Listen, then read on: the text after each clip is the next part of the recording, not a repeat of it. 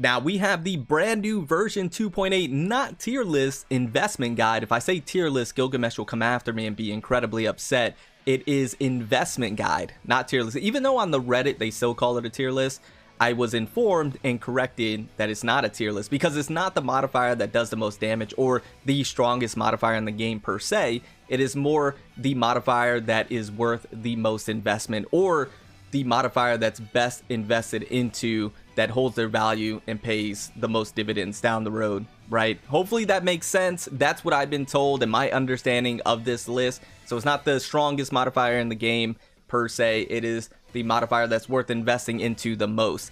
Hopefully that all makes sense, but it is the brand new one for version 2.8 with Luwu in it. So we're going to go over it today. I'm going to give you my thoughts and opinions, and I want to hear your thoughts and opinions down in the comments below. But before we jump in, I just want to say a massive shout out to you guys, the Aether Gazer community, the FPG fam. We hit 40K here on the channel, a major milestone that we've been trying to hit for quite some time. Thank you guys so much for all the support. I do truly appreciate it. The next goal by the end of the year is 50K. That is the next milestone. So continue to sub to the channel, continue to join the FPG fam. But thank you guys so much from the bottom of my heart. I really do appreciate all the support, comments, kind words, you guys clicking on the videos, checking the channel out, supporting the channel, supporting myself.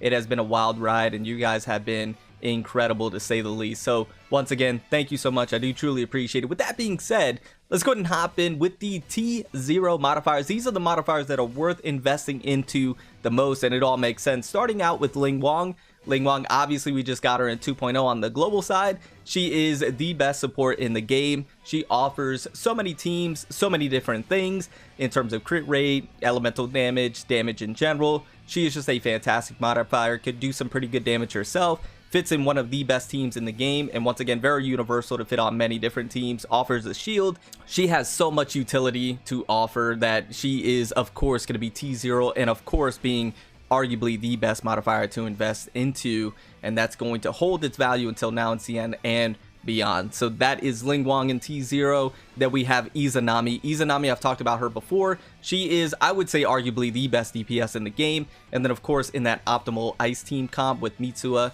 and with Hera, that team just pops off, absolutely cooks. And Izanami is a phenomenal DPS modifier. So if you invest into her, it's going to pay dividends. Once again, she is that strong, she is that good, and she has a lot of utility herself. So Izanami, fantastic modifier to pull for and invest in. Now we have, moving on from there, Jinwoo. Of course, Jinwoo coming alongside Ling Wang in 2.0 on the global side, and then of course them being the best synergistic pairing that we've seen since Izanami and Mitsuha on the CN version.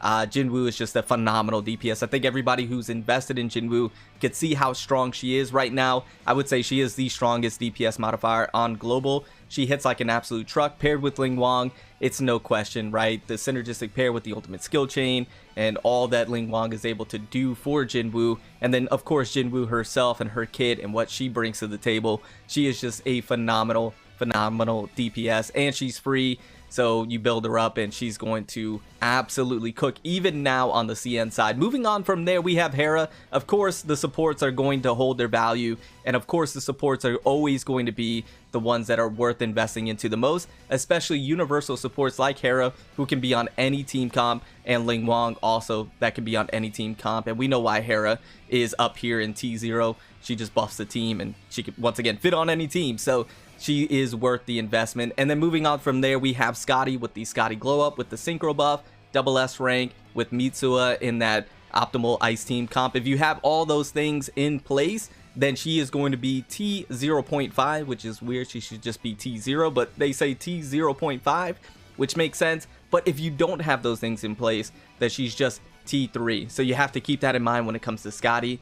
You have to have all those things in place. But that is a nice glow up for Scotty to see her way up here. So she is worth the investments. You just have to make sure you have those other pieces in place. Some people can see Scotty as being a bit expensive to go ahead and build and have optimal, but if Scotty's one of your most favorite modifiers, then she's certainly worth it, right? Moving on from there, we have Gung Chun. Now, we just talked about Gung Chun not too long ago, actually in my last video, and we went over the reasons why she is so good. But she's obviously a sub DPS. She could do some good damage. She can support and she has arguably the best CCing capabilities in terms of her pull in the entire game. She also lifts enemies in the air and keeps them up there, so her CC's through the roof. And of course, she completes the Lingguang Jinwu team for arguably one of the best teams in the game. So Gengchen, a phenomenal modifier, of course, worth the investments. And we're going to take a look at optimal teams here in just a second, and the best teams to invest in here in just a moment towards the latter half of this video. Moving on, we got Corrupted Kagasuchi, just a very fun modifier to use, a very different type of playstyle, a high risk, high reward type of playstyle. Fits with Flame Tier and Lingguang, or Flame Tier and Hera. Fantastic modifier, but he's not going to be for everybody, right? He's absolutely strong, he's tons of fun, but he's not going to be everybody's gameplay style, so you just got to keep that in mind. But he's a really good modifier. I enjoy him a lot. Moving on from there, we have Living Solo Cyrus with the glow up, obviously double S rank, the synchro buff, and then of course with Thor, Living Solo Cyrus cooks. She is phenomenal. So if you've been investing in her already, continue to do so, and she's going to pay dividends down the road up until 2.8. Then moving on from there, we have Ying Zhao, just such a great looking modifier, right? Such a great looking modifier. Every time I see her, I like her more and more, but she's very cool. She has the tonfas, if I'm not mistaken. That's how you say her weapon, if that's right. If I'm mistaken, let me know in the comments down below. Just very unique, very different, very fast, very flashy, a lot of fun to use. So that is Ying Zhao. Moving on from there, we have Flame Tier. It is very good to see Flame Tier in T1. I know a lot of people are missing out on him because we skipped him all together on Global, but he should be coming back around sometime soon. I'm not too sure, maybe around Corrupted Kagasuchi. We'll see, but he hits like a truck. I know a lot of people say that Jinwu overshadows him, and to a degree that is the case, but he holds his own, and he has his own place right here, especially with Corrupted Kagasuchi once again. They have the ultimate skill chain, and Flame Tier is just a fantastic modifier all around. Moving on from there in T1, we have my boy Sasuke, my Meng Zheng. He should be coming out on Global here relatively soon. Very good to see him up here. Just a very fun modifier, right? A very cool modifier, and obviously a very strong one to invest in. And then we have the brand new modifier Lu Wu, who is a light DPS. I've used her pretty extensively, and she is a lot of fun as well. Very fast, very flashy. My playstyle, she is of the Tian-1 Gen Zone. She can spam her skills. She just does a lot of damage. She is very, very good in her own right, and so it's very nice to see her in T1. I know in the beta she was a bit lackluster, but then got a bit of a buff, and that got her to T1. I think before, without the buff, she was like T3 or something like that. So very good to see Lu Wu here, and her design is a chef's kiss, 100%. Whoever designed her deserves a raise. Her and Ying Zhao, they both deserve a raise. Moving on from there, we have still in the T1, we have Mitsuha. This is the premier support for the Ice team comp. If you want your Ice modifiers to hit as hard as they can, whether that be Izanami or Scotty, you have to have Mitsuha to complete it. So she's definitely a very valuable modifier for the Ice team comp, and one that you would want to prioritize. So the investment in her obviously is going to be T1. And then we have Sakura in T1 with the synchro buff and in the right, position. If not, then it's going to be T4. Moving on from there, we have Lu Liang. She's going to complete that Thor team, so a very good investment in that regards, and she fits on other teams as well, and she's just a very good modifier in her own right. And then we have Hades. Now, Hades being in T2 is not a bad thing. T2 is still a very good tier. That means they're solid, they're strong, they're still worth the investment. So don't be too upset that Hades is here. I mean, this is what, like a year down the road, if not more, because this is version 2.8 on the CN side. So the fact that Hades is still holding her own without any type of synchro buff or anything like that is actually spectacular to see. So if you're investing in Hades, continue to do so, and she's probably going to get some type of synchro buff in the future, and then she's going to be back in probably T0, T1 at some point in time, or she might have a modifier that comes out that supports her really well. We'll just have to wait and see, right? But Hades in a phenomenal spot in my opinion. Moving on from there, we have Tsukuyomi, and I believe this is with her synchro buff if I'm not mistaken. So nice little glow up for her in T2. Still a solid modifier. We have Jin'ei in T2, good to see, and then Arctic Abyss Poseidon. I've always raved about this modifier, so very good to see both of these in T2, and you can see with double S and triple S here. So these are all things to keep in mind. Moving on from there in T2, we have Thor, still a very good investment, and once again, these modifiers that don't have a buff are probably going to get one in the future, so these modifiers can certainly shoot up in this investment guide.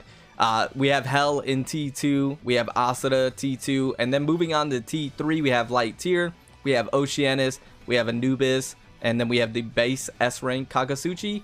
And then in T3 continuing, we have Athena, Leviathan, my Uncle Marduk, and then unfortunately Shu down here in T4 at the bottom. So once again, unfortunate to see Shu here, but I have a sneaky suspicion she's going to get a synchro buff and a glow up here, and then she's probably going to shoot up to T2 or T1, possibly even T0, depending on how crazy her buff's going to be. So this is the investment guide for the list here. So hopefully that brought you some value. Now moving on to the teams, the Ice team comp. This is arguably the hardest hitting, best team in the game with Izanami, Mitsu, and Hera. Absolutely phenomenal. Moving on from there, we have the other Ice team comp with Scotty, Mitsu, and Ling Wang. Very, very good team. And then of course the Jinwoo, Gongchen, and Ling Wang team. This team is the one I'm looking forward to alongside the Izanami and Mitsuo team. These are the two teams that I'm very, very excited for, and cannot wait for Gongchen to come out. Moving on from there, we have the Flame Tier, Corrupted Kagasuchi, and Ling Wang team. And then we have the Mengzheng, Gongchen, and Ling Wang team. This team I'm very excited about as well. This is going to be a fun team to use together. Moving on from there, we have Lu Wu, Gongchen, and Ling Wang. Very, very solid team. And then the Thor, Living Soul Osiris with the glow up, and Lu Liang fitting in this team. Moving on from there, Ying Zhao, Ling Wang, and then Lu Liang. And you can see why Lu Liang is a good investment, because now you see how she fits in multiple teams, right? We also have Mengzheng. Enlil is very nice to see him here. And Lu Liang once again. Hell, Heimdall, and Hoder. This team cooks. It does a lot of damage. And then Nuwata, S Kagasuchi, base S Kagasuchi, and then Sakura. So these are some of the best teams that you can invest in and put together. Some of them you have to wait a little bit for the modifiers to come out. Others you can make right now if you wanted to. And then some you should be able to make relatively soon. They have the sigils, they have the functors, and so you could take a look at this. I'll also leave this list linked in the description down below for you to take a look at on your own accord. And if you have any further questions, you let me know down in the comments below. But I hope this video was of some value. I do hope you enjoyed, and I'll see you all in the next one. Thank you guys for the 40K. Remember to stand out, be different, have fun, go further beyond in everything that you do. My name is Cody. You call me further. I'll see you all in the next one. Bye, guys.